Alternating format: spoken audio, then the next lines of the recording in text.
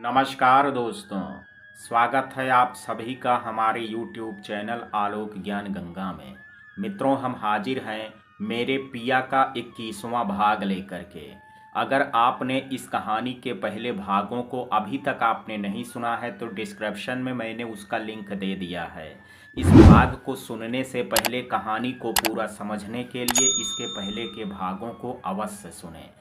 चलिए मित्रों, देर ना करते हुए कहानी को शुरू करते हैं। मोहित का नाम सुन करके प्रतीक चुप सा हो गया और फिर उसने अपनी खामोशी तोड़ते हुए मोहित से कहा, जी भैया, क्या आप बेंगलुरु पहुंच गए हैं? मोहित ने कहा, एयरपोर्ट से बाहर ही आया हूं। आप कहाँ हो अभी? प्रतीक ने कहा, भैया मुझे तो वापस जाना था, मगर मैं अपने दोस्त को भेज रहा हूं। वो आपको एयरपोर्ट से पिक करके फ्लाइट पर छोड़ देगा, आप वहीं रुकिएगा। मोहित ने कहा, आप क्यों तकलीफ़ करते हैं? मैं होटल में ठहर जाता हूँ। प्रतीक ने कहा, इसमें तकलीफ़ कैसी भैया? जब अपना फ्लाइट है तब आप होटल में क्यों रुकेंगे? और फिर प्रतीक ने आगे कहा, अच्छा भैया, आप अभी जहाँ हो वहीं रुकिएगा, मेरा दोस्त रोहित आपको लेने के लिए आ रहा है। मोहित ने कहा, ओके। और तब प्रतीक ने फ़ोन कट कर दिया और रोहित से कहा, तू गाड़ी लेकर के एयरपोर्ट चला जा, मैं ऑफिस कैब से चला जाऊंगा।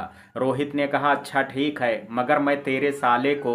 रोहित अभी आगे कुछ और कहता, मगर तभी प्रतीक को उसने अपनी ओर घूरते हुए पाया और तब उसने फिर अपने शब्दों को बदलते हुए कहा, अच्छा, होने वाले साले को ले करके आता हूँ, मगर मैं उन्हें फ्लाइट पर छोड़ करके चला जाऊंगा। प्रतीक ने कहा, पूछ सकता हूँ कि जनाब कहाँ जाने वाले हैं? रोहित ने कहा, मुझे अपना जल्दी से घर बसाना है, इसलिए कुछ तो तैयारी करनी ही पड़ेगी।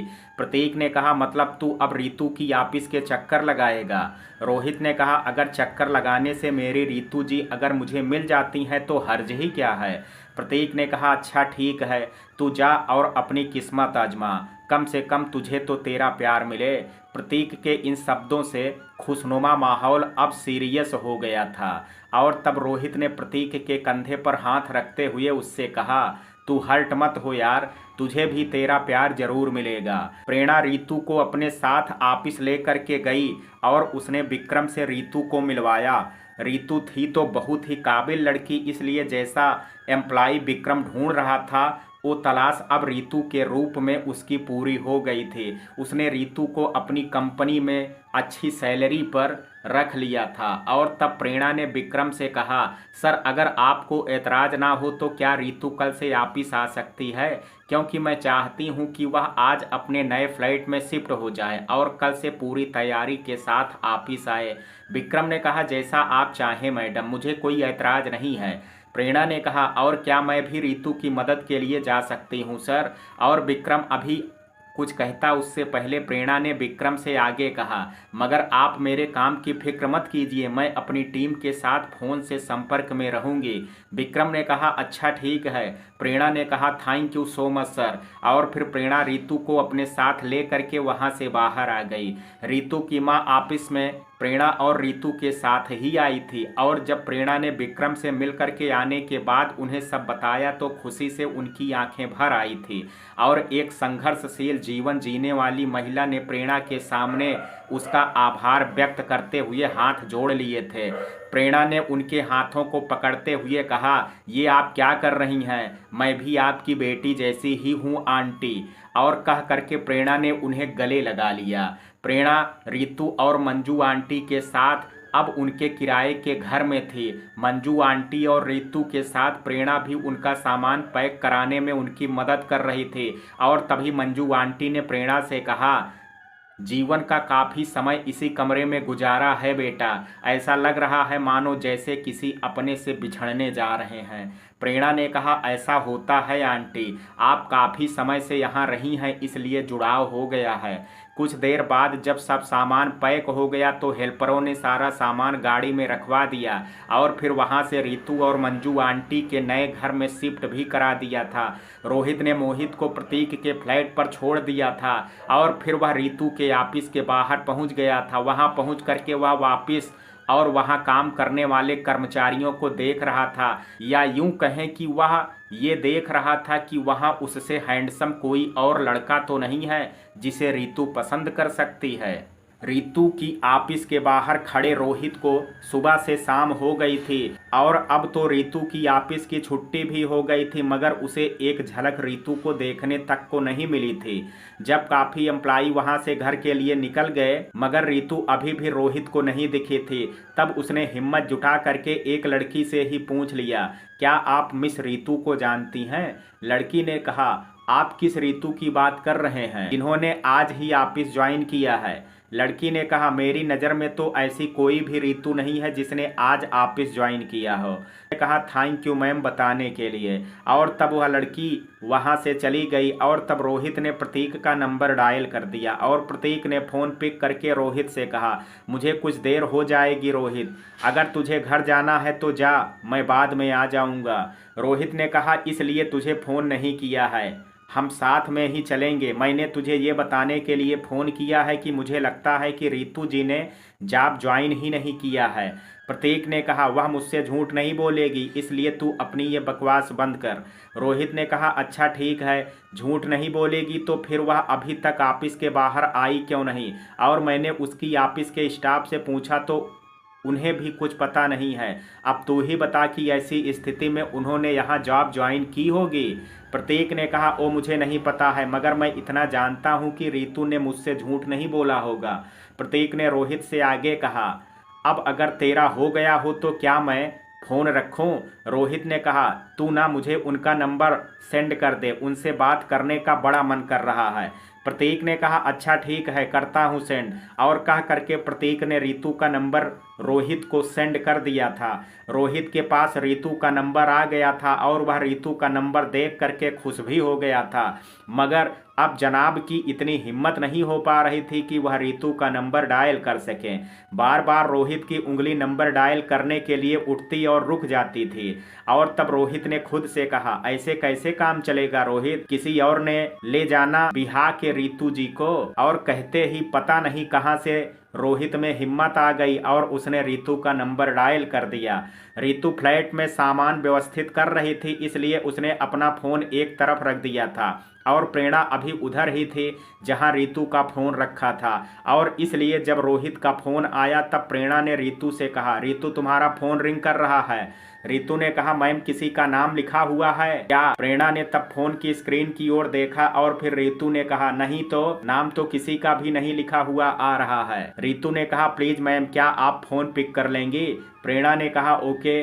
और तब प्रेरणा ने फोन उठाया और वह पिक करने ही वाली थी, लेकिन तभी उसे नंबर देख करके लगा कि शायद वह नंबर रोहित का है और उसने उसकी पुष्टि के लिए अभी अपना फ़ोन निकाला ही था, लेकिन तब तक फ़ोन कट गया था। मगर प्रेरणा ने अपनी तसल्ली के लिए फिर भी अपने फ़ोन में सेफ रोहित का नंबर देखा कि तभी फिर से रोहित का फ़ोन आ गया था।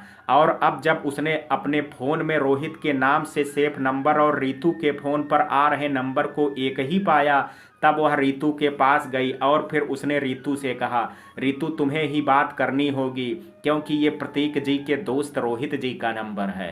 रितु ने कहा, तब कोई बात नहीं है, मैं ही बात कर लेती हूँ। और रितु ने तब प्रेरणा के हाथ से फ़ोन ले लिया, लेकिन वह फ़ोन उठा पाती उससे पहले फ़ोन कट गया था। जब दूसरी बार भी रोहित का नंबर रितु की तरफ से नहीं उठाया गया तब रोहित ने खुद से कहा, कहीं उनके पास मेरा नंबर सेव तो नहीं है और वो जान करके मेरा नंबर ना उठा रही हो, कहीं प्रतीक ने तो मेरा नंबर रितु जी को तो नहीं दे दिया है। रोहित ने तब अपने मन में उठ रहे प्रश्न का जवाब जानने के लिए फिर से प्रतीक का नंबर डायल कर दिया। प्रतीक ने फिर से रोहित का नंबर देखा तो फोन रिसीव करके खींचते हुए उसने रोहित से कहा, मतलब तू मुझे काम नहीं करने देगा? रोहित ने कहा, प्लीज गुस्सा मत कर यार, मैं तेरा ज्यादा समय नहीं लूंगा, बस तू मुझे इतना बता दे, क्या तूने कभी मेरा नंबर रितु जी को दिया है? प्रतीक ने कहा, मैंने नहीं दिया है। और कह करके प्रतीक ने फोन कट कर दिया। जब दूसरी बार भी रितु वह नंबर नहीं उठा पाई और रोहित की ओर से भी अभी तक फिर से फोन नहीं गया तब प्रेरणा ने रितु से कहा, रितु तुम ही फोन कर लो, हो सकता है कि रोहित जी को तुमसे कुछ काम हो। रितु ने प्रेरणा की बात का जवाब देते हुए कहा ओके मैम। और तब रितु ने रोहित का नंबर डायल कर दिया।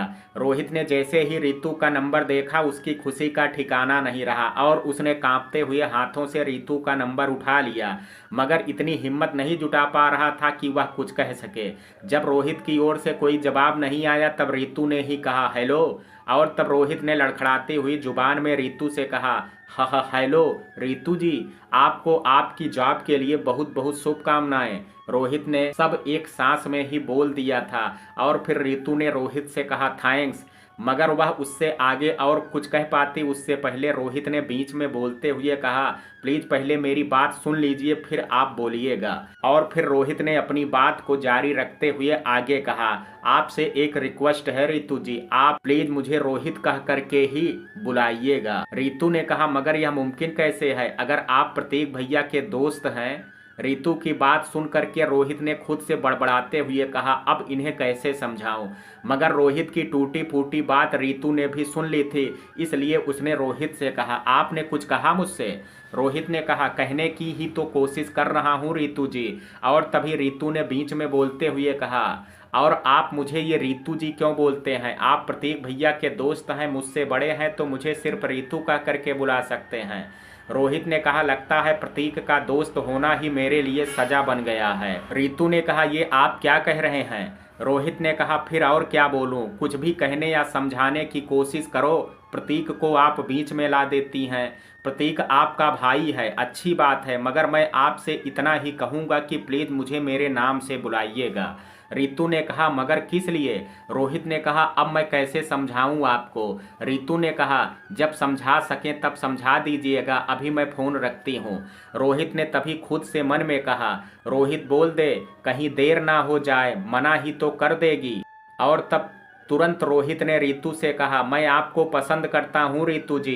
रितु कान से फोन हटा करके काटने ही वाली थी, मगर उसने रोहित की बात सुन करके फोन कान से हटाया नहीं था, बल्कि उसने रोहित से कहा ये आप क्या कह रहे हैं, होश में तो है ना आप। रोहित ने कहा प्लीज़ मुझे गलत मत समझिए, मैं सच में आपको पसंद करता हूँ। रितु ने कहा देखिए मुझे ये सब बातें पसंद नहीं हैं।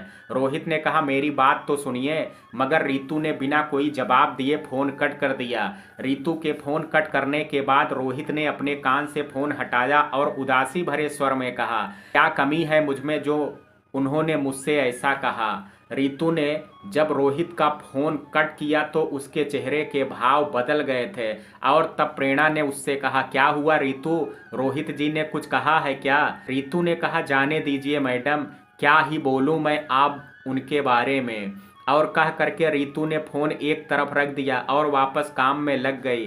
प्रेरणा रितु के चेहरे को देख करके अनुमान लगा पा रही थी कि कुछ तो बात है। वह रोहित को तो फोन नहीं कर सकती थी, इसलिए उसे जानना तो रितु से ही था और इसलिए उसने फिर से रितु से कहा रितु मैं रोहित जी को अच्छी तरह से जानती हूँ, वह मेरे अच्छे दोस्त भी हैं, मुझे यकीन है कि वह भी प्रतीक जी की तरह ही अच्छे इंसान हैं।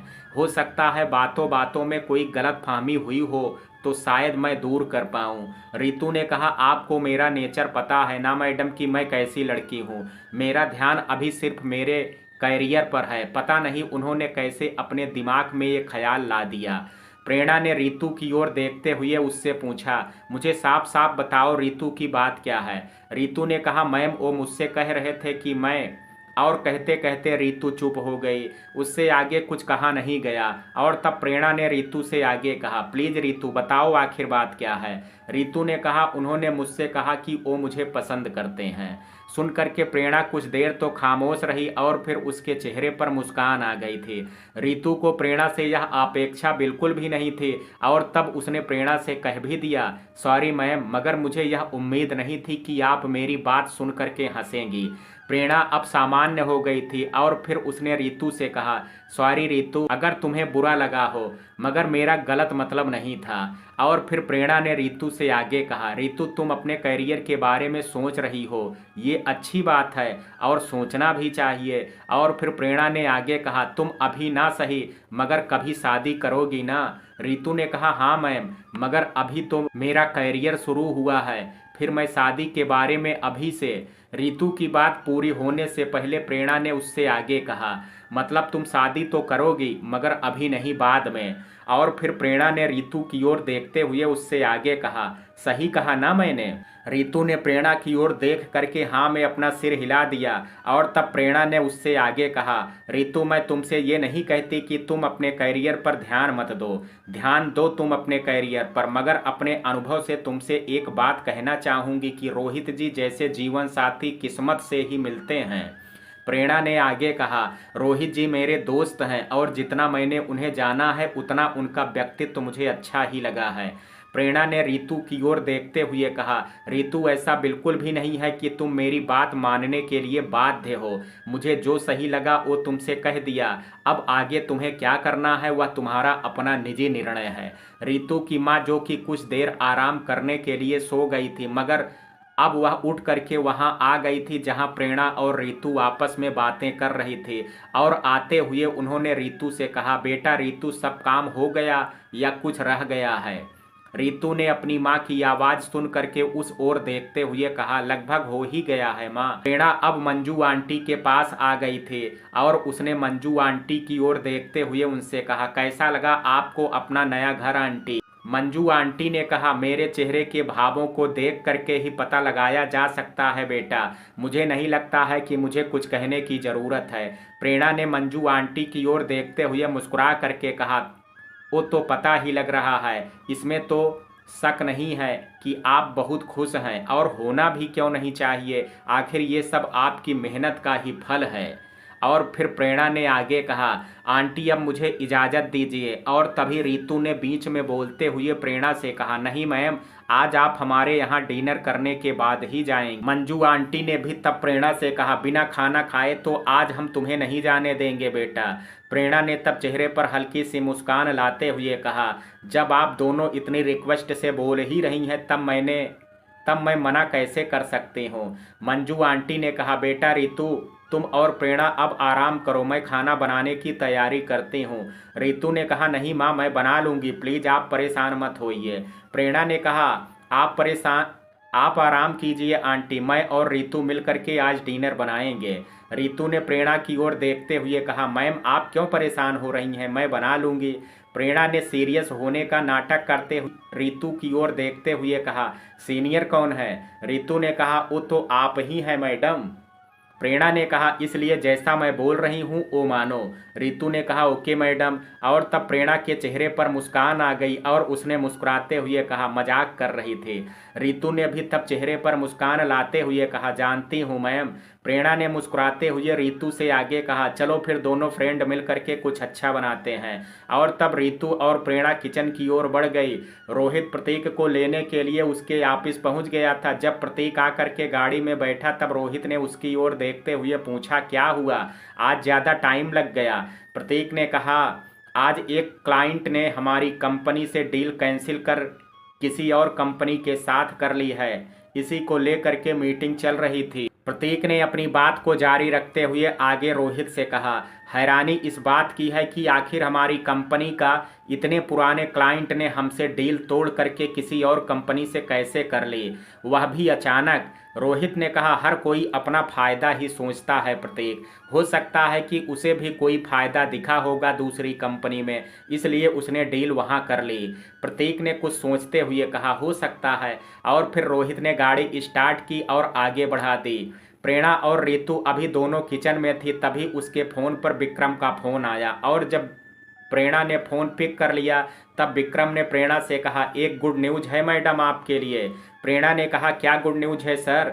विक्रम ने कहा, कल आपने जिस क्लाइंट से बात की थी उस क्लाइंट ने हमारी कंपनी के साथ डील कर ली है। सुनकर के प्रेरणा के चेहरे पर मुस्कान आ गई और उसने विक्रम से कहा, यह तो सच में खुशी की बात है, आपको बहुत बहुत शुभकामनाएं सर। विक्रम ने कहा, मगर ये हुआ आप ही की वजह से है, हमारी कंपनी तो बहुत समय से उस क्लाइंट के साथ डील करने के बारे में सोच रही थी, मगर तुमने ना जाने क्या जादू कर दिया उस पर, वह तुरंत मान गया। वाकई आप जीनियस पर्सन हैं और इसलिए मैंने एक निर्णय लिया है कि इस डील के प्रॉफिट का मैं आपको 25% शेयर दूंगा, वो आपकी सैलरी से अलग होगा।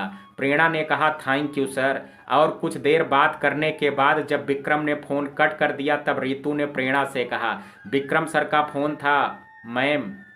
प्रेरणा ने कहा हाँ रितु, सर बता रहे थे कि हमारी कंपनी को एक बहुत बड़ी डील मिल गई है। और फिर रितु ने प्रेरणा की ओर देखते हुए कहा, और वह डील दिलाने वाली आप ही हैं ना मैडम? सही कहा ना मैंने? प्रेरणा ने कहा हाँ रितु। और फिर प्रेरणा ने आगे रितु से कहा, मुझे खुशी है इस बात की कि जो भरोसा विक्रम सर ने मुझ पर दिखाया था उस पर मैं खरी उतरी हूँ। रितु ने कहा आप काबिल हैं मैम, तभी तो सर ने आप पर भरोसा दिखाया है। और फिर प्रेरणा ने रितु की ओर देखते हुए कहा, और काबिल तो तुम भी हो रितु, और मुझे भरोसा है कि तुम भी हमारी कंपनी को और भी अच्छी डील दिलाओगी। रितु ने कहा मेरी पूरी कोशिश रहेगी मैम कि मैं आपके भरोसे पर खरी उतरूं। प्रतीक और रोहित दोनों फ्लाइट पर पहुंच गए थे। मोहित से पहले प्रतीक की औपचारिक बातें हुई और फिर मोहित ने वो सब प्रतीक को बता दिया जिन हालातों में प्रेरणा चली गई थी। और जब प्रतीक ने सब सुना तो मोहित से कहा, भैया जो हुआ वह बहुत गलत था, बुरा मत मानिएगा, लेकिन आपकी ही लापरवाही का नतीजा है जो भाभी ने अपनी हद पार कर दी और जिसकी वजह से प्रेरणा जी को घर छोड़ करके जाना पड़ा। मोहित ने कहा क्या करूं प्रतीक जी, अपनी गलतियों पर बहुत शर्मिंदा हूं। खुद पर गुस्सा आता है कि मैंने क्यों उस औरत से शादी की। शायद मेरी मति मारी गई थी, अन्यथा आज ये दिन नहीं देखना पड़ता। मोहित के शब्दों को सुन करके और उसके चेहरे के भावों को देख करके प्रतीक समझ पा रहा था कि मोहित कितना आत्मग्लानि से भरा हुआ है और अपनी गलती का एहसास है उसे। इसलिए प्रतीक मोहित के प्रति अब नर्म हो गया था और उसने तब मोहित से कहा, पश्चाताप भी अपने आप में बड़ी बात है, आप परेशान मत होइए, हम मिल करके प्रेरणा जी को ढूंढ लेंगे।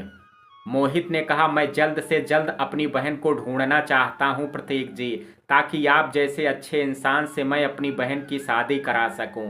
प्रतीक ने कहा वो सब बाद की बात है भैया, पहले हमें प्रेरणा जी को ढूंढना है। अगले दिन नीता की मां के घर शैली के भेजे गए कुछ लोग पहुंच गए थे और उन्होंने नीता से शैली के सारे पैसे लौटाने को कहा था। नीता बहुत घबरा गई थी क्योंकि अभी उसके पास सारे पैसे तो बचे भी नहीं थे। इसलिए उसने सोचा कि एक बार शैली से बात करके उसे मना लें और यही विचार करके उसने शैली का नंबर डायल कर दिया। शैली ने बिना नीता की कोई बात सुने फ़ोन पिक करते ही उससे कहा, नीता मुझे मेरा एक एक पैसा वापस चाहिए और तेरी भलाई इसी में है कि तू वो पैसा मेरे भेजे गए लोगों को चुपचाप दे दे।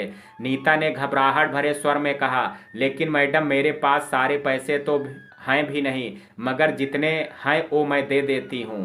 शैली ने गुस्से भरे स्वर में कहा, एक एक पैसे का मतलब है एक एक पैसा, समझ में आई ना? अब जल्दी दे दे, और अगर कुछ कम है तो आ जा इन लोगों के साथ मेरे घर में आ करके तब तक झाड़ू पोंछा कर जब तक कि पैसे पूरे चुकता नहीं हो जाते हैं।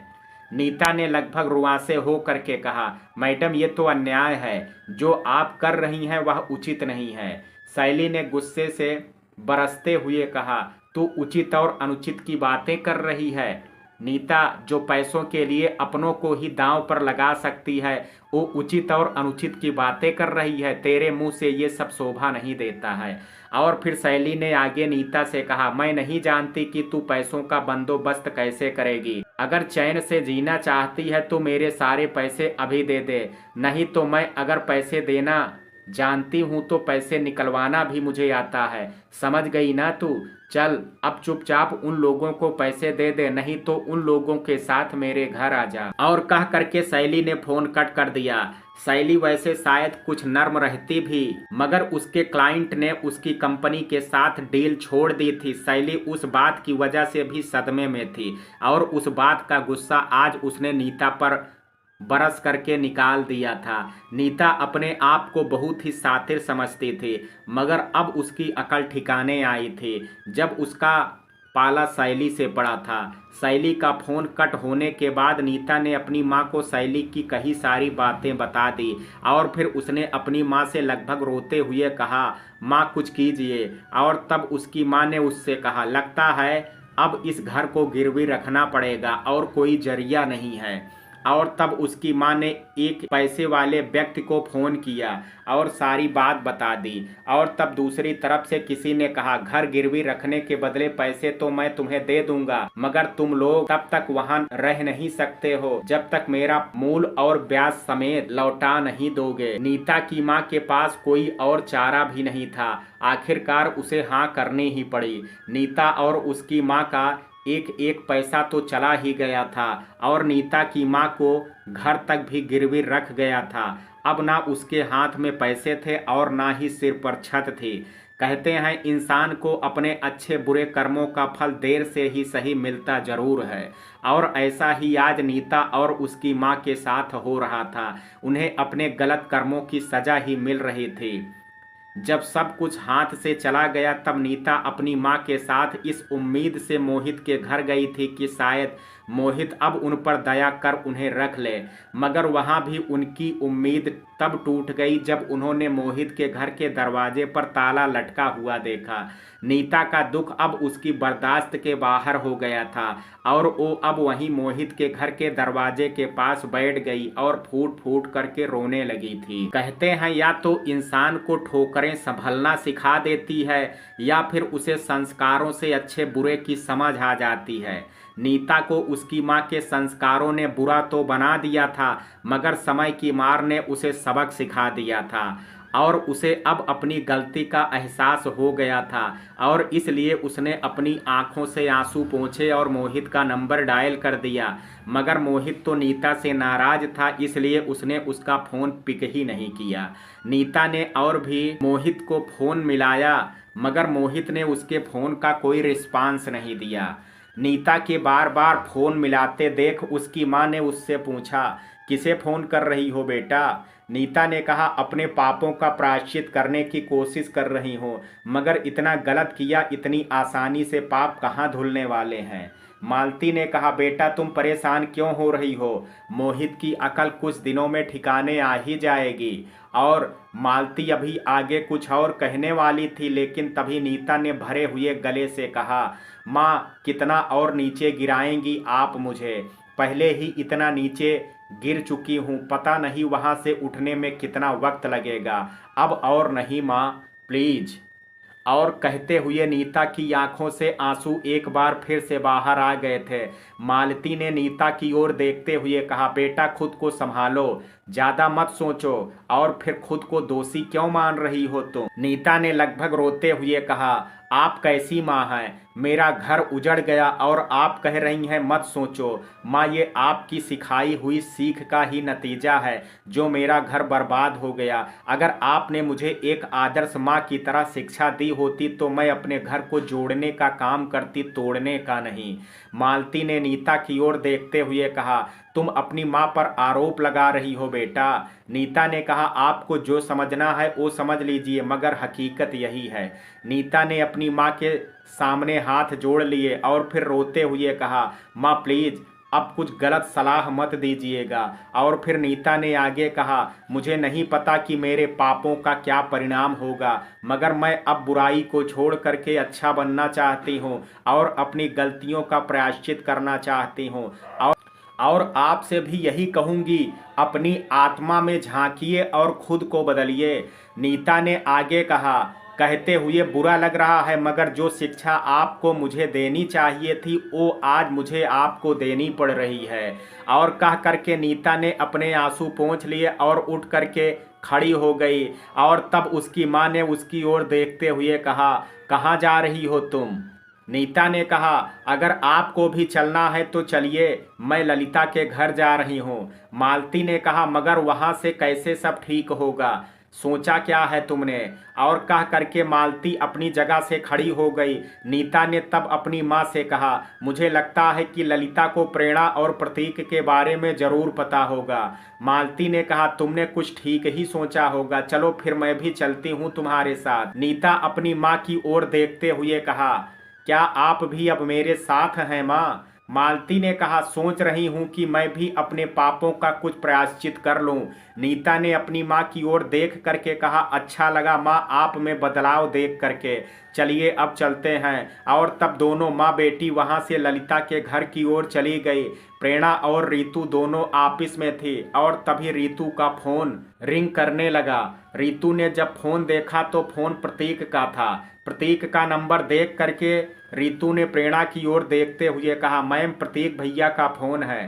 प्रेरणा ने तब रीतू की ओर देखते हुए कहा, तो बात करो ना। और तब रीतू ने फोन पिक कर लिया और तब प्रतीक ने रीतू से कहा, रीतू तुम अपनी ऑफिस में ही हो क्या? रीतू ने कहा, जी भैया। प्रतीक ने कहा, तुम्हारी जॉब लग गई और मैं तुम्हें मिल करके तुम्हारी जॉब के लिए बधाई भी नहीं दे पाया। रीतू ने कहा, कोई बात नहीं भैया, मैं जानती हूँ कि आप बिजी रहे होंगे। प्रतीक ने कहा, बात ऐसी ही थी, लेकिन अभी मेरे पास कुछ समय है और मैं तुम्हारे ऑफिस के पास से ही गुजर रहा था तो सोचा तुमसे मिलता चलूं। अगर तुम्हारे पास कुछ समय हो तो मैं आ जाता हूँ। रीतू ने कहा, भैया आप फोन कट मत कीजिएगा, मैं एक बार अपनी बॉस से पूछ करके आपको बताती हूँ। और तब रीतू ने पास बैठी प्रेरणा से कहा, मैम प्रतीक भैया मुझसे मिलने के लिए यहाँ आना चाहते हैं, मना कर दूं क्या मैं उन्हें? प्रेरणा रीतू की बात सुन करके कुछ सोच में पड़ गई थी और प्रेरणा को सोचता हुआ देख करके रीतू ने उससे कहा, मैडम अगर आप नहीं चाहती हैं कि भैया यहाँ आए तो मैं उनसे मना कर देती। प्रेरणा ने कहा, नहीं रीतू तुम अपने भैया से मिल सकती हो, बुला लो उन्हें। रीतू ने कहा, अगर भैया ने आपको यहाँ देख लिया तो? प्रेरणा ने कहा, तुम फिक्र मत करो, मैं मैनेज कर लूंगी, वो मुझे नहीं देख पाएंगे। रीतू ने कहा, थैंक यू मैम। और फिर फोन कान से लगा करके रीतू ने प्रतीक से कहा, भैया आप आ जाइए, बॉस की परमिशन मिल गई है। प्रतीक अपनी बॉस को मेरी ओर से थैंक्स कहना, आखिर उन्होंने परमिशन जो दे दी है। और फिर प्रतीक ने आगे कहा, अच्छा फिर मैं कुछ देर में तुम्हारे पास पहुंच रहा हूं। रीतू ने कहा, ओके भैया। और कह करके प्रतीक ने फोन कट कर दिया। प्रतीक के फोन कट करने के बाद रीतू ने प्रेरणा से कहा, भैया ने कहा है कि उनसे मिलने की परमिशन देने के लिए मैं उनकी ओर से आपको थैंक्स बोलूं। रीतू की बात के जवाब में प्रेरणा मुस्कुरा दी, मगर उसने कुछ कहा नहीं। नीता और उसकी मां ललिता के घर के बाहर पहुंच गई थी और तब नीता ने ललिता के घर की डोरबेल बजा दी। कुछ देर बाद ललिता ने ही आकर के गेट खोला और सामने नीता और उसकी मां को देख करके वह हैरान रह गई। मगर नीता को देखते ही ललिता के अंदर का गुस्सा बाहर आ गया था और उसने नीता की ओर देखते हुए गुस्से से कहा, आप यहाँ किस लिए आई हैं? मेरी सहेली की तो आपने जिंदगी बर्बाद कर दी, अब क्या करना बाकी रह गया है? ललिता यहाँ तक भी चुप नहीं हुई, उसने आगे गुस्से से कहा, आप इतना नीचे गिर जाएंगी ये मैंने नहीं सोचा था। कोई इंसान हो करके किसी दूसरे इंसान के साथ गलत कैसे कर सकता है? इससे पहले कि मैं भूल जाऊं हमारे रिश्ते को, आप यहाँ से चली जाइए। नीता ने कहा, ललिता चुप क्यों हो गई? और भी कुछ कहना है तो कह दो, मैं इसी लायक हूँ। ललिता ने नीता की ओर देखते हुए कहा, मैं आपको अब खूब समझने लगी हूँ और जान भी गई हूँ कि आप कितना गिर सकती हैं, इसलिए मेरे सामने बनने का नाटक मत कीजिए, यहाँ आपकी दाल नहीं गलने वाली। और कह करके ललिता अपने घर का दरवाज़ा बंद करने लगी। तभी नीता ने उससे कहा, क्या तुम नहीं चाहती हो कि तुम्हारी सहेली की शादी प्रतीक से हो जिससे वह प्यार करती है? नीता की बात सुन करके ललिता के हाथ रुक गए और उसने गेट बंद नहीं किया। और तब नीता ने आगे कहा, तुम्हारी गलती नहीं है ललिता, जो मैंने किया है उसके बाद तुम तो क्या कोई भी मेरे साथ ऐसा ही बर्ताव करता, मगर सच में मैं अब अपनी भूल को सुधारना चाहती हूँ और चाहती हूँ प्रेरणा की शादी अब उसी से हो जिसे वह पसंद करती है। ललिता ने वापस गेट खोल दिया और उसने नीता की ओर देखते हुए कहा, जो आपने किया है उसके बाद आप पर भरोसा तो नहीं रह गया है, मगर जब आपने प्रेरणा और प्रतीक जी की शादी कराने की बात की तो मैं मान लेती हूँ, वो भी एक शर्त पर कि आप मुझे अपनी पूरी योजना बताएंगी। नीता ने कहा, बिल्कुल ललिता, मैं इसलिए तो तुम्हारे पास आई हूँ, अगर मोहित मेरा फ़ोन उठा लेते तो मुझे तुम्हारे पास आना ही नहीं पड़ता। वह मुझसे बहुत नाराज हैं, इसलिए उन्होंने मेरा फ़ोन भी नहीं उठाया। नीता ने आगे कहा, मैं अपनी गलती को सुधारना चाहती हूँ। एक बार मुझ पर भरोसा करके मेरी भूल को सुधारने का अवसर मुझे दे दो और मेरे परिवार को फिर से जोड़ने में मेरी मदद कर दो, प्लीज़ ललिता। और कहते हुए नीता की आंखें भर आई थी और उसने ललिता के सामने हाथ जोड़ लिए थे। नीता की आंखों में आंसू और उसके जुड़े हुए हाथ देख करके अब ललिता को यकीन सा हो गया था कि नीता अपने किए का प्रायश्चित करना चाहती है और इसलिए उसने तब नीता के हाथ पकड़ लिए और उससे कहा, भाभी प्लीज़ मेरे सामने हाथ मत जोड़िए, आप अपनी भूल सुधारना चाहती हैं, इसलिए मैं आपकी मदद करूंगी। नीता और उसकी माँ को अब ललिता ने अपने घर में आने दिया। जब नीता और उसकी माँ घर में अंदर आकर के बैठ गई तब नीता ने ललिता से कहा, क्या तुम प्रेरणा से मेरी बात करा सकती हो ललिता? ललिता ने कहा, प्रेरणा का पहले वाला नंबर तो अब उसके पास नहीं है और नए नंबर से उसने मुझे अभी तक फ़ोन नहीं किया है। पता नहीं मुझसे वो किस बात की नाराज़गी निकाल रही है, जबकि मैं तो उसका भला ही चाहती हूँ। कम से कम एक बार तो मुझे फ़ोन कर ही सकती थी, मगर उसने इस लायक भी मुझे नहीं समझा। और कहते हुए ललिता का गला रूंध गया था। नीता सब देख रही थी और जानती थी कि इस सब के पीछे की वजह वही थी, इसलिए वह ललिता से कुछ कह भी नहीं सकी। कुछ देर वहां सन्नाटा रहा और फिर नीता ने अपनी चुप्पी तोड़ते हुए ललिता से आगे कहा, अगर प्रतीक जी का नंबर भी तुम्हारे पास है तब भी हम बहुत ही कुछ कर सकते हैं। ललिता ने कहा, प्रतीक जी का नंबर तो है मेरे पास। नीता ने कहा, तब तुम और देर मत करो, जल्दी से उनका नंबर मिला करके मुझे दे दो, मैं उन्हें कुछ बताना चाहती हूँ। प्रतीक और रोहित दोनों रितु की ऑफिस के बाहर पहुंच गए थे। प्रतीक गाड़ी में से उतर गया था मगर रोहित अभी भी गाड़ी में ही बैठा हुआ था और तब प्रतीक ने रोहित से कहा, क्या हुआ? रोहित ने उदासी भरे स्वर में कहा, तू मिल करके आ जा, मैं यहीं तेरे लौटने का वेट करता हूँ। प्रतीक ने कहा, वैसे तो तू बहुत उतावला रहता है रितु से मिलने के लिए और अब मिलने का अवसर मिल रहा है तो जनाब चलना ही नहीं चाहते। प्रतीक ने आगे उससे कहा, क्या रितु ने कुछ कहा है क्या तुझसे? रोहित ने उदासी भरे स्वर में कहा, शायद वो मुझे अपने लायक नहीं समझती, इसलिए मैं फिर क्यों ही उसके सामने जा करके उन्हें परेशान करूं। प्रतीक ने कहा, वो तेरे बारे में ज़्यादा नहीं जानती है, तू फिक्र मत कर, मैं रितु को समझाऊंगा। रोहित ने कहा, प्लीज़ प्रतीक ऐसा कुछ मत करना, जब वो मुझे अपने लायक ही नहीं समझती है तो फिर क्यों उन्हें समझाना। तू मिल के आ जा, मैं तेरा यहीं वेट करता हूँ। प्रतीक ने कुछ सोचा और फिर रोहित से कहा, अच्छा ठीक है, तू रितु से बात नहीं करना चाहता तो मत करना, मगर चल तो मेरे साथ। और रोहित अभी आगे कोई जवाब देता उससे पहले प्रतीक ने रोहित से कहा, देख अगर तू नहीं जाएगा तो मुझे अच्छा नहीं लगेगा। रोहित ने कहा, अच्छा ठीक है। और तब रोहित प्रतीक के साथ आगे बढ़ गया और तभी प्रतीक के फ़ोन पर रितु का फ़ोन आ गया और उसने प्रतीक से कहा, भैया आप हमारी ऑफिस के कैंटीन में आ जाइए, मैं वहीं आपके आने का वेट कर रही हूँ। प्रतीक ने कहा, बस अभी पहुँचता हूँ, और कह करके प्रतीक ने फ़ोन कट कर दिया। कुछ ही देर बाद प्रतीक रोहित के साथ कैंटीन में पहुंच गया और रितु वैसे खुश थी मगर उसने प्रतीक के साथ जैसे ही रोहित को आते हुए देखा उसके चेहरे की मुस्कान जाती रही और यह बात रोहित के साथ साथ प्रतीक ने भी नोटिस कर ली थी। और तब रोहित ने प्रतीक से कहा, देख मैंने तुझे मना किया था ना, वो मुझे पसंद ही नहीं करती है। प्रतीक अभी रोहित की बात का कोई जवाब देता उससे पहले वो दोनों रितु के टेबल के पास पहुंच गए थे, इसलिए उसने रोहित की बात का कोई जवाब नहीं दिया और रितु के पास जा कर के कहा, बहुत बहुत बधाई रितु तुम्हें तुम्हारी जॉब के लिए। रितु ने कहा, थैंक यू भैया। और फिर प्रतीक ने रोहित से एक चेयर की ओर इशारा करते हुए कहा, तू यहाँ बैठ रोहित। मगर रोहित से अब कोई जवाब नहीं मिला और तब प्रतीक ने कहा, रोहित, और कह करके उसने पलट करके देखा मगर रोहित उसे आसपास नहीं दिखा, बल्कि वह वहां से कुछ दूर लगी एक पेंटिंग के पास खड़ा पेंटिंग को देख रहा था।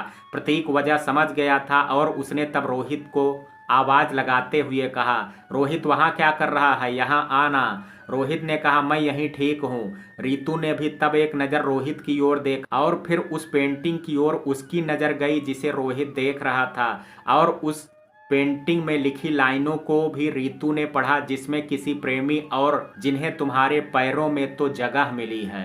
रीतू ने जब उन लाइनों को पढ़ा तब तुरंत उस ओर से उसने नज़रें हटा ली थी, क्योंकि उसे लग रहा था कि ये लाइनें जैसे रोहित की ओर से उसके लिए लिखी गई हों।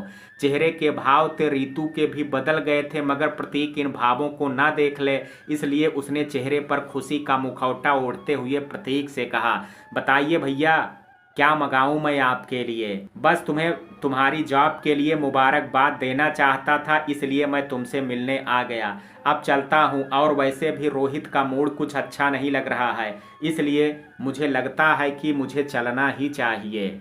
रीतू ने कहा। रोहित के बदले हुए मिजाज के पीछे की वजह जानती थी। उसने रोहित की ओर एक नज़र देखा और फिर प्रतीक की ओर देख करके कहा, नहीं भैया, ऐसे कैसे जा सकते हैं आप? कुछ तो खा के जाइए। प्रतीक ने कहा, मतलब तुम मानोगे नहीं? अच्छा ठीक है, फिर जूस ही मंगा दो। और तब रीतू ने वेटर को बुलाया और उससे कहा, 3 जूस ले आओ। प्रतीक ने तब कुछ सोच करके रीतू से कहा, मुझे लगता नहीं है कि रोहित जूस पिएगा। रीतू ने कहा, आप फिक्र मत कीजिए, वो भी जूस पिएंगे। रीतू की बात सुन करके प्रतीक ने चेहरे पर हल्की सी मुस्कान लाते हुए कहा, तब फिर अच्छी बात है। और फिर प्रतीक ने खुद से अपने मन में कहा, लगता है 2 दिल मिल रहे हैं, धीरे धीरे ही सही। और तभी प्रतीक को एहसास हुआ कि प्रेरणा कहीं उसके आसपास ही, और तब वह इधर उधर देखने लगा, मगर प्रेरणा उसे कहीं नहीं दिखाई दी। और तब प्रतीक उदास हो करके अपनी टेबल की ओर देखने लगा। प्रतीक का यह वहम गलत नहीं था। प्रेरणा को जब पता लगा कि प्रतीक उसकी ऑफिस की कैंटीन में आ गया है, तो वह खुद को उसकी एक झलक देखने से रोक नहीं पाई। दोनों के दरमियान दूरियां जरूर हो गई थी, मगर दिल में प्यार कम नहीं था प्रतीक के लिए। और यही वजह थी कि जो वह कैंटीन के दरवाजे तक आ गई थी अपने प्रतीक का दीदार करने के लिए। प्रेरणा ने अभी प्रतीक को देखा ही था, मगर उसने तभी देखा कि प्रतीक पीछे पलट करके उसे देखने ही वाला है। तब वह किसी ऊंट का सहारा लेकर के छिप गई। प्रतीक भले प्रेरणा को देख नहीं पाया था, मगर रीतू ने प्रेरणा को छिपते हुए देख लिया था। मगर अभी उसने प्रेरणा की ओर से ध्यान हटा करके प्रतीक की ओर देखते हुए उससे पूछा, भैया आप क्या देख रहे हैं इधर उधर? प्रतीक ने कहा, मुझे लगा कि कोई आया है, मगर मेरा वहम था शायद। रीतू ने कहा, कैसा वहम भैया?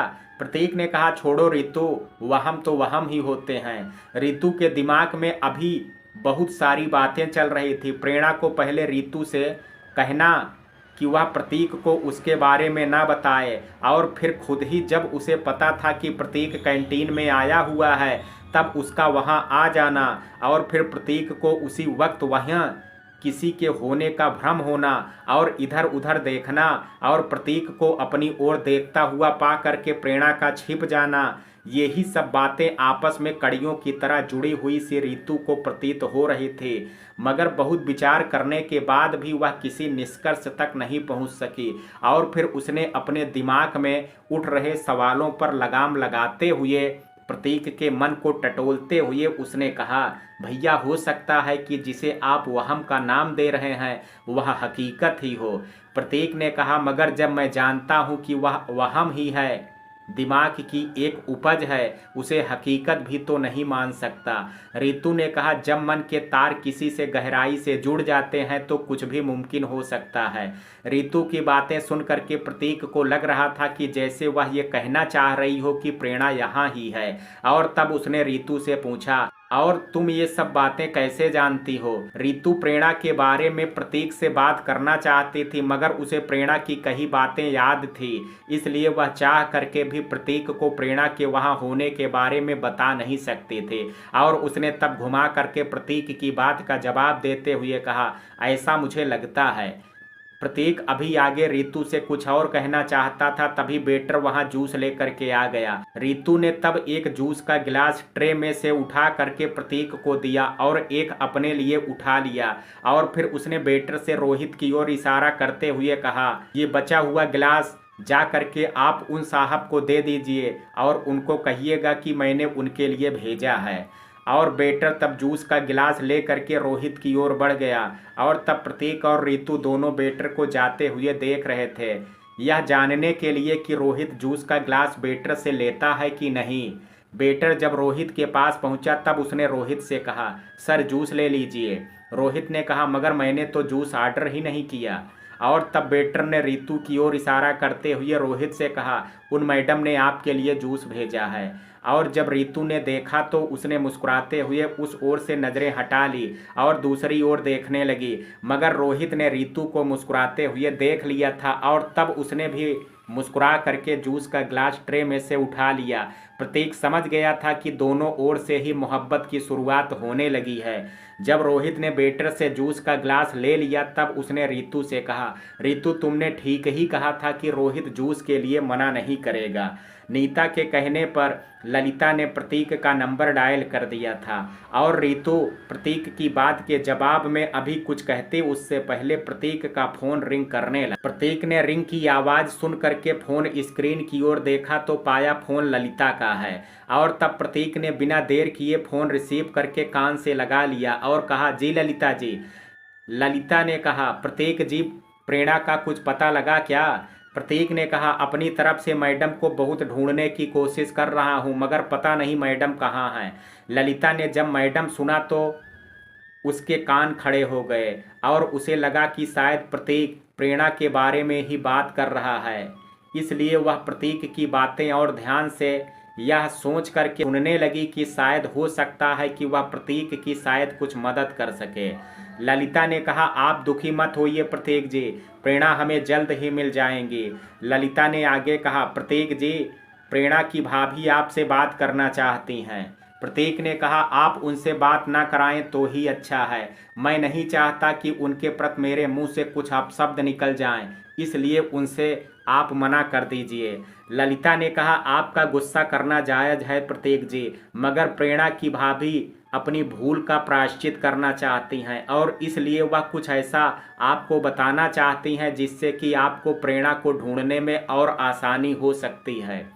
ललिता की बात सुन करके प्रतीक कुछ देर के लिए खामोश हो गया था और उसने कुछ देर का विराम लेने के बाद ललिता से कहा, अच्छा ठीक है, आप दे दीजिए उन्हें फ़ोन। मगर तभी ललिता का फ़ोन डिस्कनेक्ट हो गया और तब प्रतीक ने खुद ललिता का नंबर अपनी ओर से डायल कर दिया मगर ललिता का नंबर अब बंद आ रहा था। प्रतीक ने तब फिर फ़ोन नहीं मिलाया और ललिता के फ़ोन आने का वेट करने लगा। और जब प्रतीक ने फ़ोन डायल करना बंद कर दिया तब रितु ने प्रतीक से कहा, भैया सब ठीक तो है ना? प्रतीक ने कहा, ठीक करने की कोशिश कर रहा हूँ रितु, और उम्मीद है कि जल्द सब ठीक हो जाएगा। रितु ने कहा, क्या मैं आपकी कोई मदद कर सकती हूँ भैया? प्रतीक ने कहा, नहीं रितु, अगर तुम्हारे लायक काम होता तो मैं तुम्हें ज़रूर बताता। रितु ने फिर कुछ सोचा और प्रतीक से कहा, वैसे भैया क्या आप प्रेरणा मैडम के बारे में बात कर रहे थे अभी?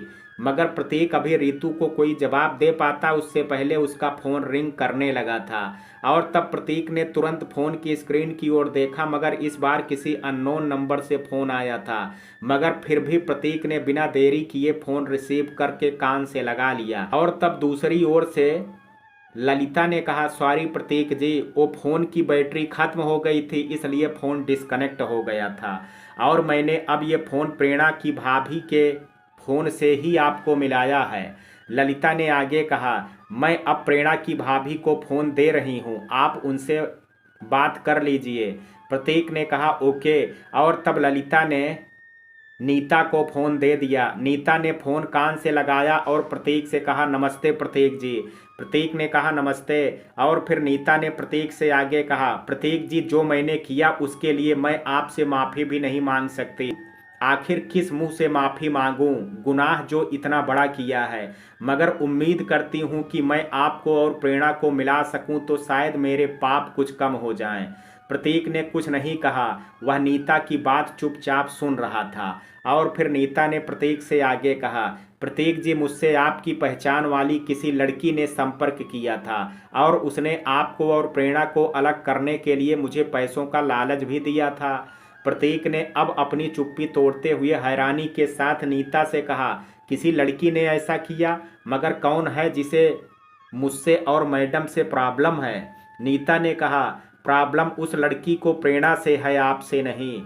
प्रतीक ने हैरानी के साथ कहा, मैं कुछ समझा नहीं, प्लीज साफ साफ बताइए कि बात क्या है। नीता ने कहा, आपको और प्रेरणा को अलग करवाने के पीछे की वजह यह है कि वो लड़की आपसे प्यार करती है और इसलिए वह प्रेरणा को आपसे दूर करके खुद आपसे शादी करना चाहती है। प्रतीक को नीता की बात सुन करके कुछ समझ में नहीं आ रहा था, मगर नीता की बातें उस पर असर कर रही थी और तब उसने नीता से कहा, क्या मैं उसका नाम जान सकता हूँ जो मुझे प्रेरणा जी से अलग करना चाहती है। रितु ने जब प्रेरणा का नाम सुना तो वह हैरान रह गई और अब उसे जैसे सब कुछ साफ साफ दिखाई देने लगा था, मगर वह और भी कुछ जानना चाहती थी, इसलिए उसने प्रतीक से अभी कुछ कहा नहीं और आगे की बात ध्यान से सुनने लगी। नीता ने प्रतीक की बात का जवाब देते हुए कहा, जिस कंपनी में प्रेरणा जॉब करती थी उस कंपनी की मालकिन शैली है वो लड़की। शैली का नाम सुन करके प्रतीक को जैसे धक्का सा लगा, मगर फिर उसने खुद को संभाला और फिर नीता से कहा, मैं जानता हूं कि आपकी वजह से मेरी प्रेरणा जी मुझसे दूर हुई हैं और अब आप शैली जी को सबके पीछे की वजह बता रही हैं। मुझे क्या आपने बेवकूफ़ समझा है जो आप कुछ भी कहेंगी और मैं मान लूँगा। नीता ने कहा, मैं जानती हूँ कि आपको मेरी बातों पर यकीन नहीं है, मगर आपको यकीन करना ही होगा प्रतीक जी। शैली ही है उस सब के पीछे की वजह। वो नहीं चाहती हैं कि आप और प्रेरणा एक हों, इसलिए उसने ही ये जाल बुना। नीता आगे अभी कुछ और कहते उससे पहले प्रतीक ने बीच में बोलते हुए चिल्ला करके कहा, बंद करो अपनी बकवास, मुझे कुछ नहीं सुनना है शैली जी के बारे में।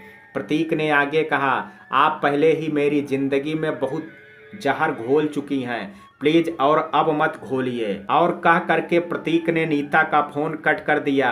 प्रतीक का मूड अब खराब हो गया था और वह अब यहाँ से जाना चाहता था, इसलिए उसने नॉर्मल होते हुए रितु से कहा, सॉरी रितु, मैं थोड़ा डिस्टर्ब हो गया था। और फिर आगे कहा, मैं अब चलता हूँ, बाद में मिलता हूँ फिर तुमसे। रितु ने भी तब प्रतीक को नहीं रोका और तब प्रतीक ने रोहित को आवाज़ लगाई चलने के लिए और तब रोहित और प्रतीक वहाँ से चले गए और रितु वापस अपनी टेबल पर बैठ करके कुछ गंभीर सोच में डूब गई थी। प्रतीक और रोहित दोनों अपनी गाड़ी में जा करके बैठ गए थे, मगर प्रतीक का उतरा हुआ चेहरा देख करके रोहित ने उससे कहा, क्या हुआ तुझे, ये तेरा चेहरा क्यों उतरा हुआ है और यहाँ तक आते हुए भी तूने कोई बात नहीं की।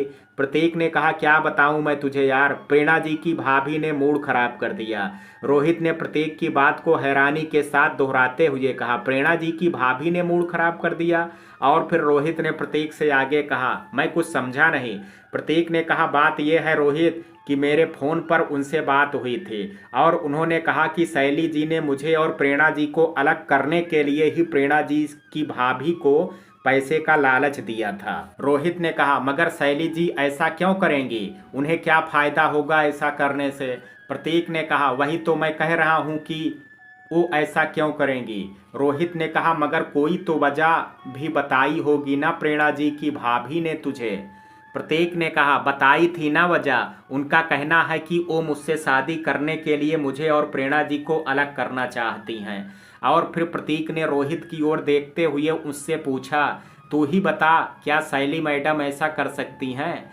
प्रतीक की बात सुन करके रोहित सोच में पड़ गया और वह किसी नतीजे पर पहुंचता उससे पहले रोहित ने बीच में बोलते हुए उससे कहा, अब तू इतना क्यों सोच रहा है, मत सोच ज्यादा, मैं जानता हूं कि शैली जी ऐसा नहीं कर सकती हैं। और फिर रोहित ने अपनी चुप्पी तोड़ते हुए कहा, और ये भी तो हो सकता है कि जो भाभी ने कहा है वो सच हो। और फिर रोहित ने आगे प्रतीक से कहा, देख मैं ऐसा यकीन के साथ तो नहीं कह रहा हूँ, हाँ मगर मुझे ऐसा लगा इसलिए मैंने तुझसे बोल दिया। प्रतीक ने कहा, चल गाड़ी स्टार्ट कर और चल, अब ज्यादा भाभी की बात पर गौर मत कर, मुझे वैसे भी उनकी बातों पर यकीन नहीं है। रोहित ने प्रतीक की बात के जवाब में कुछ नहीं कहा, उसने गाड़ी स्टार्ट करके अब गाड़ी आगे बढ़ा दी थी। प्रतीक का फोन कट होने के बाद नीता ने ललिता से कहा, ललिता, प्रतीक जी को मैंने बहुत समझाने की कोशिश की मगर वह शैली के बारे में कुछ सुनना ही नहीं चाहते और ये अच्छी बात नहीं है, जबकि सच यही है कि शैली ने ही मुझे रुपए दिए थे और फोन पर भी मेरी उनसे बात हुई थी। नीता ने आगे कहा, इससे पहले कि कुछ और गलत हो तुम्हें प्रतीक जी को समझाना होगा। ललिता ने कहा, आपके पास शैली का नंबर है क्या। नीता ने तब अपने फ़ोन से शैली का सेफ नंबर ललिता को दिखा दिया।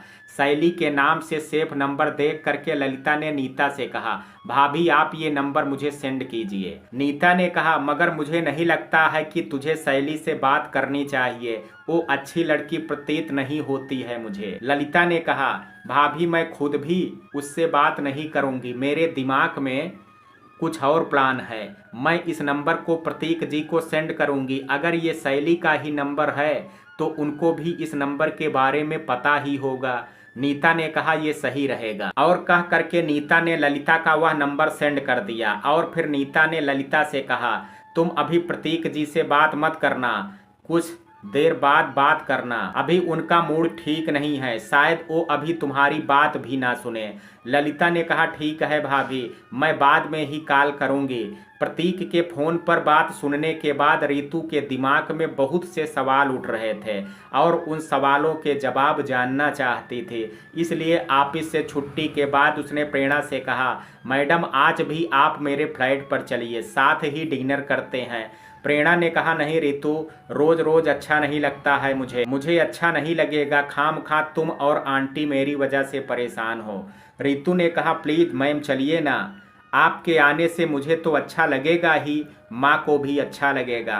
रितु की जिद को प्रेरणा टाल भी नहीं सकी और वह रितु के साथ जाने को तैयार हो गई। आज भी प्रतीक छुट्टी के बाद ऑफिस मीटिंग में बैठा हुआ था और उसके साथ वहां शैली और कुछ सीनियर स्टाफ मौजूद थे। और तब शैली ने कहा, हमसे गलती कहाँ हो रही है, आज हमारे हाथ से एक और बड़ी डील चली गई। जो लोग हमारे साथ डील करना पसंद करते थे वो आज हमें छोड़ करके हमसे छोटी कंपनी के साथ डील क्यों कर रहे हैं, जबकि हम उनको अच्छी डील ही दे रहे थे। तभी एक स्टाफ ने कहा, माफ़ी चाहूँगा मगर मुझे लगता है कि बड़ी मैडम के जाने से शायद उन्हें ठीक नहीं लगा हो।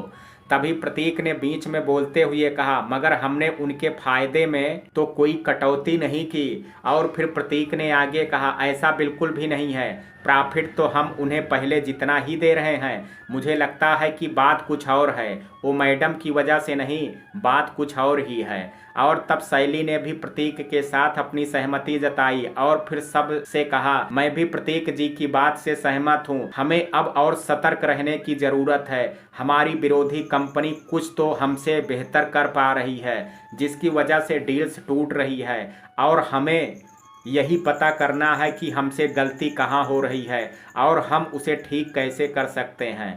और फिर मीटिंग खत्म हुई। प्रतीक अब अपनी गाड़ी के पास आ गया था।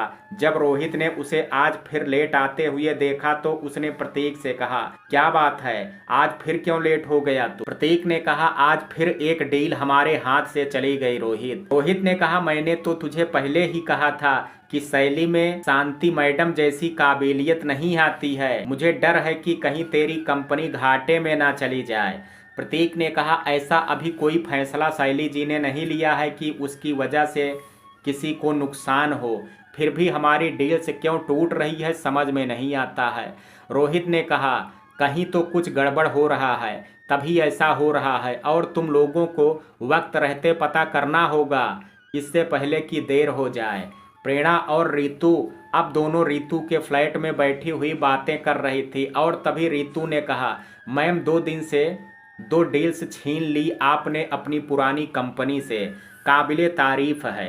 प्रेरणा ने कहा, लोग बेहतर की उम्मीद रखते हैं हमेशा, उन लोगों को हम अच्छी डील्स दे पा रहे हैं, इसलिए वो लोग उस कंपनी को छोड़ करके हमारे साथ जुड़ रहे हैं। रितु ने कहा, जो भी हो मैम, हमारा सारा क्रेडिट तो आपको ही जाता है। प्रेरणा ने कहा, मैं सारा क्रेडिट नहीं ले सकती रितु, मेरा मानना है कि टीम वर्क ही काम आता है और ये सफलता मेरे अकेले की नहीं है, मेरे साथ मेरी टीम की भी है। रितु ने कहा, यही बात आपको अलग बनाती है, जबकि सब जानते हैं कि जो भी हमारी कंपनी ने 2 दिन में अचीव किया है उसके पीछे की वजह आप हैं, क्योंकि टीम तो पहले भी वही थी मगर अचीव आपकी लीडरशिप में किया है। मगर अच्छा लगा मैडम देख करके कि आपने अपनी टीम को भी प्रॉफिट का शेयर दिलवाया, आप सच में जीनियस हैं।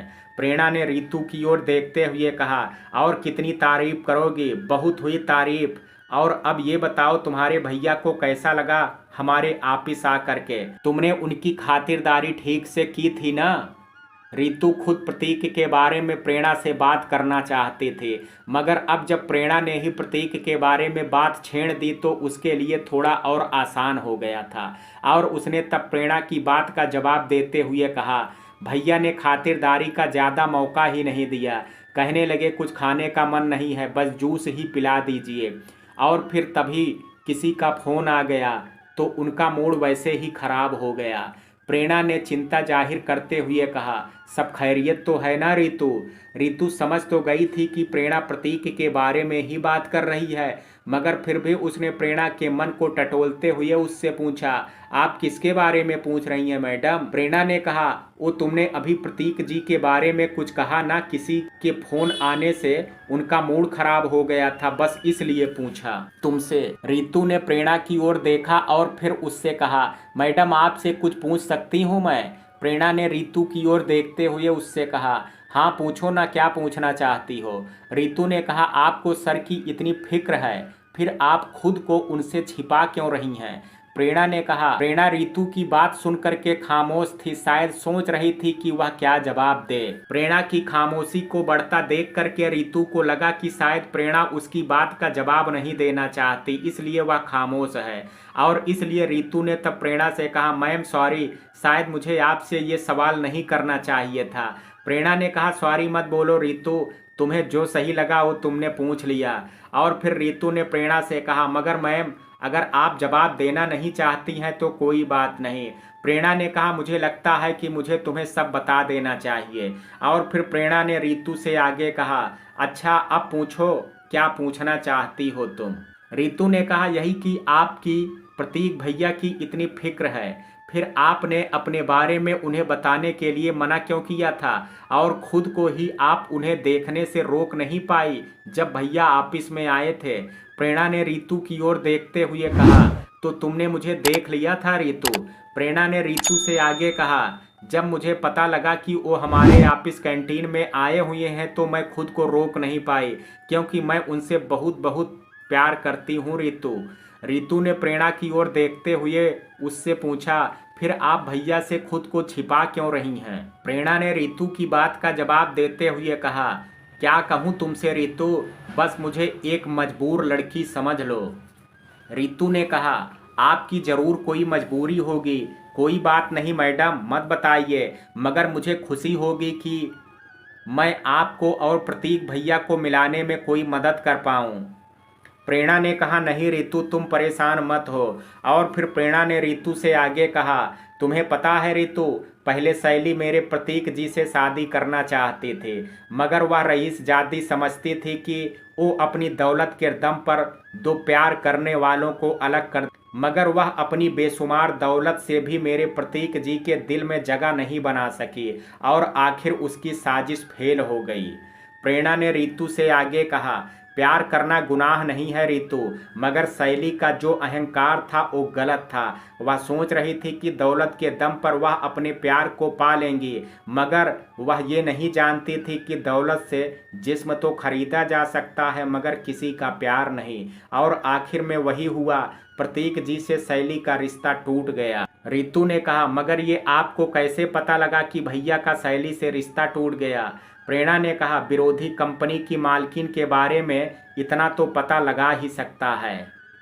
रितु ने कहा, तो फिर आप भैया से खुद को और अपने प्यार को क्यों छिपा रही हैं, जबकि वो भी आपसे प्यार करते हैं? प्रेरणा ने कहा, ये तुम कैसे कह सकती हो, तुम्हें कैसे पता कि वो मुझसे प्यार करते हैं? रितु ने कहा, अगर भैया कह दें कि उन्हें भी आपसे प्यार है तो क्या आप उनके सामने आ जाएंगे? प्रेरणा ने कहा, मगर वो क्यों कहेंगे रितु, अगर उन्हें कहना होता तो पहले ही नहीं कह देते, क्यों वो शैली से शादी के लिए तैयार होते? रितु ने कहा, मगर भैया ने उससे शादी की तो नहीं ना मैम, फिर आप खुद को और भैया को किस बात की सज़ा दे रही हैं? प्रेरणा ने कहा, ऐसा नहीं है कि मुझे उनकी याद नहीं आती, मुझे उनकी बहुत याद आती है। रितु ने बीच में बोलते हुए कहा, फिर क्यों खुद को तकलीफ दे रही हैं आप? मैं बोल रही हूँ ना कि भैया आपको प्यार करते हैं, मैंने खुद सुना है। प्रेरणा ने कहा मगर उन्हें भरोसा अभी भी शैली पर ही है, अपनी प्रेरणा पर नहीं। रितु ने कहा वो तो भैया ने इसलिए कहा कि उनके सामने शैली की हकीकत आई नहीं है इसलिए।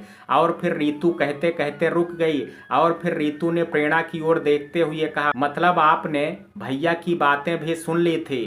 प्रेरणा ने कहा हाँ। रितु ने कहा फिर तो आपको पता लग गया होगा कि भैया आपसे प्यार करते हैं। प्रेरणा ने कहा अभी उनका भरोसा शैली पर है, उन्हें उसकी हकीकत पता चलना अभी बाकी है। रितु ने कहा वो तो हम बता देंगे उन्हें, तब तो उन्हें पता लग ही जाएगा। प्रेरणा ने कहा प्लीज रितु तुम उन्हें कुछ मत बताना। रितु ने कहा पता नहीं आप क्यों ऐसा कर रही हैं और मुझे भी अपनी मदद नहीं करने दे रही हैं। और कहते हुए रितु के चेहरे पर उदासी आ गई थी। प्रेरणा ने तब रितु के कंधे पर हाथ रखा और फिर उसकी ओर देखते हुए उससे कहा रितु तुम उदास मत हो, ये तुम्हारे भैया की और मेरी परीक्षा की घड़ी है और मुझे यकीन है कि हम दोनों ही इस परीक्षा में सफल जरूर होंगे, इसलिए तुम उदास मत हो। और फिर प्रेरणा ने माहौल बदलते हुए रितु से आगे कहा और तुम्हारे आशिक के क्या हाल हैं, तुमने अपने दिल के दरवाजे खोले उनके लिए या अभी दरवाज़ा बंद ही कर रखा है। रितु ने प्रेरणा की ओर देखते हुए कहा नाराज थे आज मुझसे, भैया के साथ आए जरूर थे मगर मेरे पास बैठे भी नहीं। प्रेरणा ने कहा फिर अब मनाने के बारे में क्या सोचा। रितु ने कहा देखती हूँ मैम, वैसे आपकी बात पर गौर किया मैंने और फिर सोचा कि लड़का बुरा नहीं है और फिर शादी तो कभी ना कभी करनी ही है, तो फिर मिस्टर रोहित से ही क्यों नहीं। प्रेरणा ने रितु की ओर देखते हुए मुस्कुरा करके कहा इसे कहते हैं समझदारी। और फिर प्रेरणा ने रितु से आगे कहा फिर हाले दिल बयां करने के बारे में क्या सोचा है। रितु ने कहा शायद जल्द ही। और कह करके रितु शर्मा गई और तब प्रेरणा ने रितु की ओर देखते हुए कहा तुम किस्मत वाली हो रितु, रोहित जी बहुत अच्छे इंसान हैं। रितु ने कहा थैंक यू मैम। प्रेरणा ने रितु की ओर देखते हुए उससे हैरानी के साथ पूछा और इस थैंक यू की वजह जान सकती हूँ क्या मैं। रितु ने कहा आपने अगर उस दिन नहीं समझाया होता तो शायद मैं रोहित जी को समझने में नासमझी कर बैठती। प्रेरणा ने कहा तो इसलिए तुमने थैंक यू कहा है, अगर ऐसी बात है तो फिर मैं तुम्हारा थैंक यू एक्सेप्ट कर लेती हूँ। और कहते हुए प्रेरणा के चेहरे पर एक मुस्कान आ गई थी। प्रतीक, रोहित और मोहित तीनों प्रतीक के फ्लैट में ही बैठे हुए थे और तभी मोहित ने प्रतीक से कहा प्रतीक प्रेरणा का कुछ पता लगा क्या। प्रतीक ने कहा भैया कोशिश कर रहा हूँ मगर कहीं से अभी कोई अच्छी खबर नहीं मिल रही है, पता नहीं प्रेरणा जी कहाँ हैं, गलती उनकी भाभी की है और सजा वो हम सब को दे रही हैं। मोहित ने कहा मैं भी तो दोषी हूँ प्रेरणा का, इसलिए तो मुझे भी उसने जाने के बाद फ़ोन नहीं किया। प्रतीक ने कहा भैया आपको देर से ही सही समझ तो आ गई मगर भाभी ने तो हद ही कर दी, अभी भी वो सुधरना नहीं चाहती हैं। और फिर प्रतीक ने मोहित से आगे कहा आपको पता है आज दिन में ललिता जी के फ़ोन से उन्होंने मुझे फ़ोन किया था। मोहित ने कहा तो तुम्हारे पास भी उसका फ़ोन आ गया। फ़ोन तो उसने मुझे भी किया था मगर मैंने उसका फ़ोन रिसीव ही नहीं किया क्योंकि अब मुझे उससे कोई रिश्ता ही नहीं रखना है। और फिर मोहित ने प्रतीक से आगे कहा और प्रतीक तुम्हें भी यही सलाह दूंगा कि तुम उसकी बातों में मत आना। प्रतीक ने कहा बिल्कुल भैया आप फिक्र मत कीजिए, मैं उनकी बातों में नहीं आया, उन्होंने तो मुझे शैली जी के बारे में बहुत बुराइयां की थी। शैली का नाम सुन करके मोहित के कान खड़े हो गए और उसने तब प्रतीक की ओर देखते हुए गंभीर होकर के कहा शैली के बारे में क्या कहा नीता ने तुमसे। प्रतीक ने कह रही थी कि शैली जी ने उन्हें पैसे दिए थे मुझे और प्रेरणा जी को अलग करने के लिए। और फिर प्रतीक ने आगे कहा आप ही बताइए भैया वो मैडम ऐसा क्यों करेंगी, बल्कि उन्हें तो खुशी होगी अगर मेरी और प्रेरणा जी की शादी होती है तो। मोहित ने कहा नीता गलत नहीं बोल रही थी प्रतीक। मोहित की बात सुन करके प्रतीक और वहीं पास में बैठे रोहित के होश उड़ गए थे और तब रोहित और प्रतीक ने एक साथ कहा ये आप क्या कह रहे हैं। और फिर प्रतीक ने मोहित की ओर देखते हुए आगे कहा भाभी को तो मैं समझ सकता हूँ मगर आप भी शैली जी के बारे में ऐसा बोलेंगे ये मुझे उम्मीद नहीं थी भैया आपसे। मोहित ने कहा, क्या तुम शैली की आवाज़ मुझे सुनवा सकते हो अभी? और तभी रोहित ने प्रतीक से कहा, मिला ना शैली का फ़ोन। प्रतीक ने तब अपना फ़ोन उठाया और शैली का नंबर डायल कर स्पीकर पर डाल दिया। कुछ रिंग के बाद शैली ने फ़ोन रिसीव करके प्रतीक से कहा, हेलो प्रतीक जी। शैली की आवाज़ सुन करके प्रतीक ने प्रश्न भरी नज़रों से मोहित की ओर देखा और तब मोहित ने गुस्से से कहा, यही है वो। प्रतीक को लगा कि मोहित इशारे में कुछ बोलेगा, मगर मोहित ने जब गुस्से से कहा तब प्रतीक ने तुरंत फ़ोन कट कर दिया और फिर उसने मोहित की ओर देखते हुए उससे पूछा, आपको पक्का यकीन है भैया कि ये ही प्रेरणा जी और मुझे अलग करने वाली है? और तभी प्रतीक का फ़ोन फिर से रिंग करने लगा और तब रोहित ने प्रतीक की ओर देखते हुए उससे कहा, प्रतीक फ़ोन रिसीव कर। प्रतीक ने कहा, बजने दे रिंग। पहले मुझे भैया से जानना है कि मेरी ज़िंदगी में जहर घोलने वाली कौन है। और तब फिर रोहित ने प्रतीक से आगे कहा, शैली का फ़ोन नहीं है, ललिता जी के फ़ोन आ रहे हैं। ललिता का नाम सुन करके प्रतीक ने फ़ोन की स्क्रीन की ओर देखा और फिर उसने फ़ोन रिसीव करके कान से लगा लिया। मित्रों, कहानी के इस भाग में आज इतना ही। शेष कहानी कल सुनेंगे भाग 22 में। कहानी का ये भाग आपको कैसा लगा, आप अपनी राय मुझे कमेंट बॉक्स में ज़रूर दीजिएगा। वीडियो पसंद आया हो तो वीडियो को लाइक शेयर, अगर चैनल पर पहली बार विजिट कर रहे हैं तो कृपया चैनल को सब्सक्राइब करना ना भूलें। कल मिलते हैं कहानी के शेष भाग के साथ। तब तक के लिए जय हिंद, जय भारत।